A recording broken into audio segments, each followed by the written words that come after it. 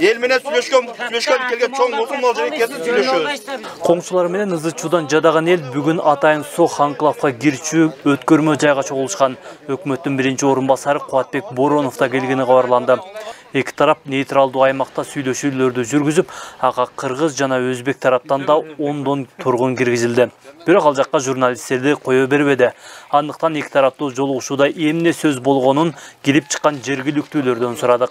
Провокация уюштургандар боюнча сөз болду. Алар бизден кечиримин сурады. Ал боюнча териштирүү иштер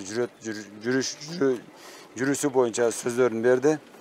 Биз талап койдук, ошо бизге ошол жердеги үйлөр илгертен түшүп келгенде түшсүн, калган бизге мейманды кереги жок деп айттык. Эми булар өздөрүнчө кандай сүйлөшөт, азырынча биз ушундай талапты койдук. Кудай кааласа бул илгертен болуп келген, мындан кийин да ошол бойдон карыш керек биздин эл үчүн.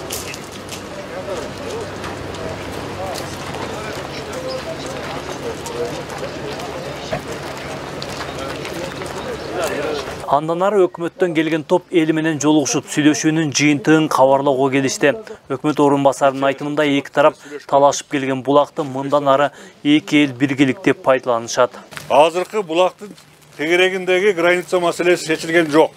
Эмне үчүн чечилген жок? Ал жерде атайын эки жактан чыккан комиссия иштеп атат. Жанагы айткан 85% границаны чечип келген комиссия бар. Тез аранын ичинде ошол комиссия эки жактан чогулуп туруп кайра ишин баштайт. Ошол жерден ошол маселелердин баары бул жер эле эмес.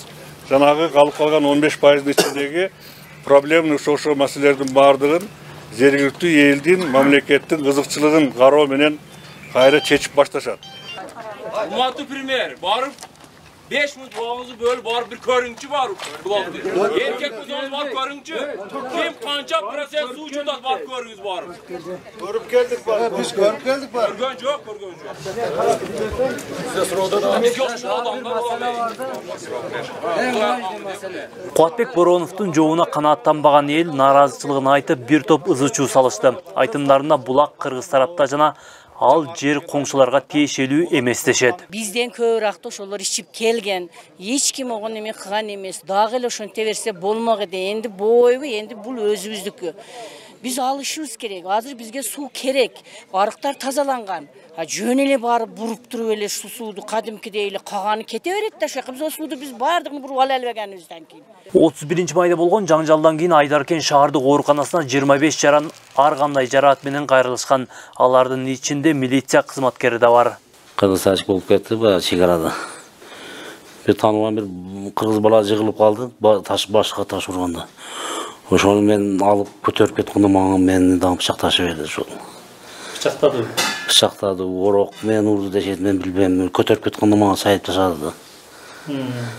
Ошол. Азыр эмне болду? Кайериңизге сайды? Желкеме сайды, анан аркага сайыптым, мен билбейм. Ошо эки жерге неме кылып кече келип бул жерде операция кылыштылар. Сиз ошол жерден жыгылдыңызбы? Жок, бияка келгем өзүм. Машина менен келдим. Айдаркен аймактык милиция бөлүмчөсүнүн мен үчүн жардамчысы болуп иштейм азыркы учурда. Кече жакында эле 2 ай болду период болуп келгениме. Ошол кечинде Чичме айылында булак бар дешкен, чек арада жайгашкан. Ошондон улам адамдар ошол жерде ашар жол менен, кандайдыр бир жол менен эки тарап иш кылып атышкан. Анан кандайдыр бир себептерден улам көпүрөккө келишпестиктер болуп, орун алып, кыйкыруулар болуп, таш атмалар болуп, машина таш тийип калды. Болгону ошол калган билбейм. Азыркы учурда бейтапканада 4 жаран дарыланып жатат. Алардын 2 хирургия бөлүмүндө болсо, дагы 2 жаран жандандыруу бөлүмүндө жаткырылып, абалы оор экенин айтышат. Эми бир бейтабыбыздын абалы орто туруктуу оор деп эсептелет.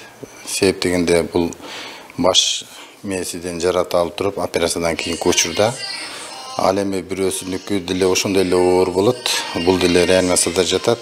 Бунуку жараты өтө чоң болгондугунан ошол жерде жатып, көп кан кеткендигинен ошол жерде жатып атат.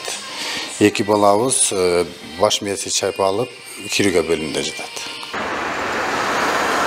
Эки тараптын талашуусунда турган булактан Кыргызстандын аймагынан Чечме айылы коңшу Өзбекстан тараптан Сох анклавы суу ичет.